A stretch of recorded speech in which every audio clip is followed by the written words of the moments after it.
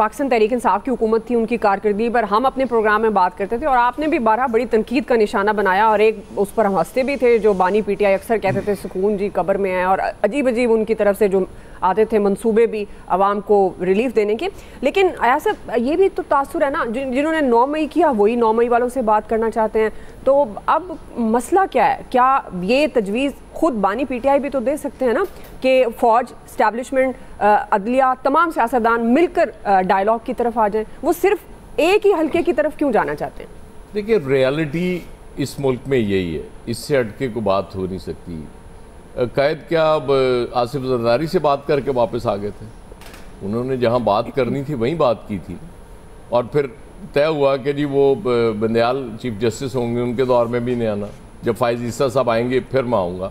اور چیزیں ظاہر اب اسکرپٹڈ جب ہوتی ہیں تو وہ انفولڈ ہو جاتی ہیں وقت کے ساتھ. وہ کوئی میں اس کو ایلیبریٹ کروں تو لوگوں کو سمجھ آ جائے گی، یا میں چھپاؤں تو لوگوں کو نہیں سمجھ آ جائے گی، یہ ہمارا خیال ہوتا ہے، ہم سوچ رہے ہوتے ہیں. چیزیں بالکل کلیئر کٹ. اب بات یہ ہے کہ یہ پہلے دن سے ہمارے ہاں اسی طرح ہوتا ہے. جب میرے قائد کو انہوں نے سلیکٹ کیا اور اس کے بعد پہلی بار وہ چیف منسٹر کے بعد پرائم منسٹر بنایا، اس دور میں بھی یہی ہوتا رہا کہ ایک پرائم منسٹر ہوتا تھا، اپوزیشن لیڈر سیدھا آرمی چیف کے پاس جاتا تھا کہ جی یہ ٹھیک نہیں چل رہے معاملات، ہماری مدد کریں. اس دور میں کیونکہ 8ویں ترمیم ہوتی تھی اور آرام سے پریزیڈنٹ اسمبلیاں توڑ دیتا تھا. اب دیکھیں کل آرمی چیف نے ایک بات کلیئرٹی سے کہہ دی کہ یہ ہم ڈیسائیڈ کریں گے کہ اس ملک کے لیے کون سا سیاستدان ٹھیک ہے، یہ کوئی اور ڈیسائیڈ نہیں کرے گا. تو پھر وہ کہاں بات کرے گا؟ وہ بانی پی ٹی آئی وہیں بات کرے گا نا. اب زرداری صاحب سے یا نواز شریف صاحب سے بات کر کے تو اس کو کوئی فائدہ نہیں ہوگا. تو اس لیے وہ پریکٹیکل بات کر رہا ہے کہ اگر بات کرنی ہے تو وہیں کروں گا میں.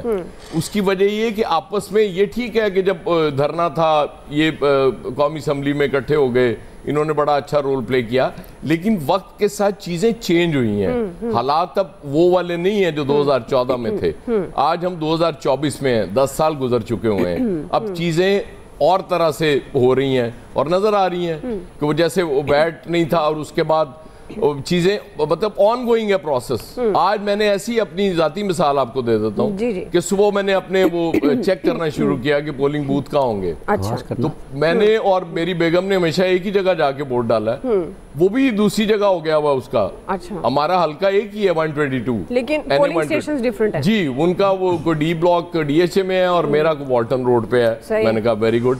میں نے ایسی بیٹھے بیٹھے بیٹے سے کہا آپ سمجھے ان کے ووٹ کی بھی اب بڑی طاقت ہے. پہلے آپ ایک ہی گاڑی میں بٹھا کے لے جاتے ہوں گے، اب وہ الگ جائیں گے. میں نے بیٹے سے کہا، میں نے کہا یار ذرا تو چیک کر تیرا ووٹ کہاں ہے. اس کا NA 123 میں تھا. اچھا. میں نے کہا یار کمال ہو گئی، ایک ایڈریس ایک ہی جگہ، ہم ایک ہی گھر میں ایک چھت تلے رہ رہے ہیں. مطلب اس حد تک تو چیزیں مینج کر لی ہیں الیکشن کمیشن نے. اس کے باوجود مطلب آپ کہتے ہیں کہ بات کسی سیاستدان سے کی جائے، نہیں پاسبل.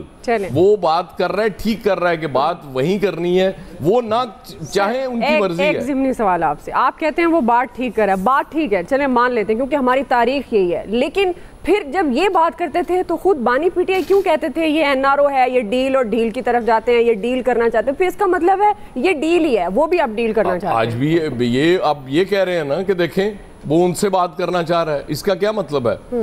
ہر بندہ ڈیل اور ڈیل کے چکر میں ہی ہوتا ہے نا اس ملک میں. دیکھیں سمجھ آ جاتی ہے نا جب آپ کو، پھر آپ پریکٹیکل ہو جاتے ہیں. جب تک آپ کو سمجھ نہیں آتی پھر آپ چیزیں ڈیفرنٹ کر رہے ہوتے ہیں. مطلب ہر بندہ ہر دور میں اپنے بیانات اور نظریات چینج کرتا نظر آ رہا ہمیں. یہ سارے سیاستدان اسی طرح کے ہیں. یہ چونکہ کندھا دینے کے لیے دوسرا تیار رہتا ہے، اس لیے حالات اسی طرح چلیں گے انشاءاللہ. فیصل صاحب بانی پی ٹی آئی پھر پریکٹیکل ہو گئے، دعا چھوٹی سی بات کرنی ہے کیا ہے. اور اب جی میں موقع دیتی ہوں، اب وہ حکومت میں اگر آتے ہیں تو پھر وہ جب دوسری جماعتیں بات کریں گی ڈیل کی تو وہ یہ نہیں کہیں گے کہ NRO ہے یا ڈیل. فیصل صاحب اب آپ کا سوال میں نے آپ سے کیا، اگر آپ موقع دینا چاہیں عامر صاحب کو تو. ہاں عامر صاحب کو کون منع کرے گا؟ نہیں بات کریں، میں اینڈ پہ کر لوں گا، کوئی ایشو نہیں ہے. اگر آپ نے ایڈ کرنا ہے تو ابھی کر لیں ورنہ اینڈ میں کر لیجیے گا عامر صاحب.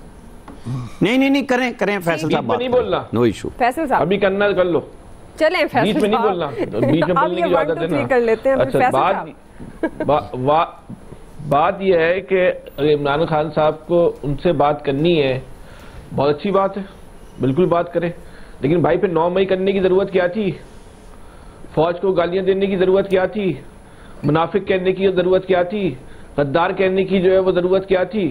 کوئی ایسا الزام، کوئی ایسی گالی جنہوں نے فوج کی قیادت پہ نہ لگائی ہو تو وہ بتا دیں ہم نے یہ الزام نہیں لگایا، تو پہلے اس کی جو ہے وہ معافی مانگ لیں. بھائی بولو یار ہم غلط ہو گئے، ہم طاقت کے زوم میں سمجھ بیٹھے تھے کہ ہم فوج کو جو ہے نا وہ کنٹرول کر لیں گے، تو ہم نہیں کر سکے. اب بیٹھ کے ہم سے یہ غلطیاں ہوئی، ہم نے آپ کو غدار کا سپاہ سالار کو غدار کا، کسی اور کو نہیں کہا. کس نے کہا تھا؟ نہیں کہتے آپ. جب بیٹھ کے آپ نے یہ بات کرنی تھی اب کم سے کم جو ہے وہ معافی مانگ لیں. اپنے پورے ٹینیور میں عمران خان صاحب نے اپنی پوری حکمرانی جو ہے وہ اسٹیبلشمنٹ کی طاقت سے کی ہے. اسٹیبلشمنٹ کی طاقت سے جو ہے نا وہ پارلیمنٹ سے وابستہ اراکین کو جو ہے نا وہ کنٹرول کیا گیا ہے پورے. اگر آپ اپنے دور میں دیکھیں، یہ بات اچھی نہیں ہے، یہ سخت بات ہے، لیکن اگر یہ اپنے دور میں سیاست کو موقع دیتے، یہ اپنے دور میں پارلیمنٹ کو اہمیت دیتے، تو شاید آج ان کے ساتھ یہ کچھ شاید نہ ہوتا. نہیں دی انہوں نے. یہ بات بھی ایاز خان صاحب کی بالکل 100% درست ہے کہ اس وقت نواز شریف صاحب بھی جو ڈیل کر آئے وہ بھی کوئی کیا کہتے ہیں کسی زرداری صاحب سے یا وہ بھی فوج سے ڈیل کر آئے. تو زمینی حقیقت ہے نا. اب عمران خان صاحب بھی جو ڈیل کرنا چاہ رہے ہیں، کوئی بھی آدمی جو ہے نا اس ملک کے اندر سیاستدان وہ سیاستدان کے ذریعے جو ہے نا وہ معاملات نہیں کرنا چاہتا. فوج ایک کمیونٹی ہے، وہ کمیونٹی مکمل متحد ہے. سیاستدان ایک کمیونٹی ہے لیکن متحد نہیں ہے، آپس میں ایک نہیں ہے. جس دن جس کا موقع ملے گا، جس دن دیکھیں خان صاحب کا بھی موقع ملے گا نا، یہ بھی اسٹیبلشمنٹ کی مدد سے نواز شریف صاحب کو دھڑن تختہ کر دیں گے. اور یہ منظر ہم دیکھیں گے، کوئی ایسی بات تھوڑی ہے، کوئی ناقابل یقین بات تھوڑی ہے. اور بہت لمبا پیریڈ بھی نہیں دیکھنا پڑے گا، کچھ دنوں کے بعد ہی ہم شاید یہ منظر دیکھ لیں.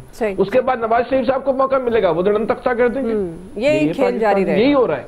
اس کے علاوہ کچھ اور ہو رہا ہے تو آپ بتا دیں کہ اس کے علاوہ اس ملک کے اندر کچھ اور ہو رہا ہو تو اگر بھائی اس ملک کے اندر اسٹیبلشمنٹ طاقتور ہے نا تو ان سیاستدانوں کی وجہ سے. بالکل. یہ سیاستدان کو کمزور کر رہا ہے. سیاسی جماعتوں کو کمزور کر رہی ہیں. کیوں یہ لوگ پارلیمنٹ کو جو ہے منظور نہیں کرتے؟ کیوں جو ہے وہ عمران خان صاحب نے اپنی قانون سازی سے لے کے جو پارلیمنٹ سے وابستہ جتنے بھی الیکشن تھے وہ کیوں اسٹیبلشمنٹ کی مدد سے جو ہے وہ مینج کیے؟ نہیں کرتے آپ. نہیں آپ جو ہے وہ 2018 کا الیکشن جو ہے وہ اینٹی اسٹیبلشمنٹ نعرے پر لڑتے. آپ اگر مقبولیت کی اتنے بلندی پر ہو سکتا ہے کہ آپ جیت جاتے، لیکن آپ تو اسٹیبلشمنٹ کی طاقت سے ہی جو ہے اقتدار میں آئے. آپ نے اسٹیبلشمنٹ کی طاقت سے ہی مخالفین کو جو ہے نا وہ چاروں شانے چت کیا.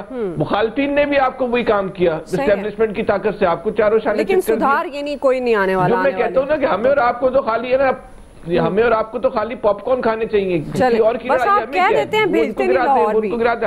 عامر صاحب کوئکلی کیا آپ کامنٹ کرنا چاہتے ہیں؟ نہیں ہم تو انجوائے کرتے، اپنے کو ٹینشن ہی نہیں ہے، چاہے وہ ان کو گرا دے یا ان کو گرا دے، ہمیں کیا ہے. ٹھیک ہے، اپنے کو ٹینشن نہیں ہے. ٹینشن ہے عامر الیاس رانا کو. جی عامر صاحب. اچھا، میں جو بات کر رہا تھا وہ یہ تھی کہ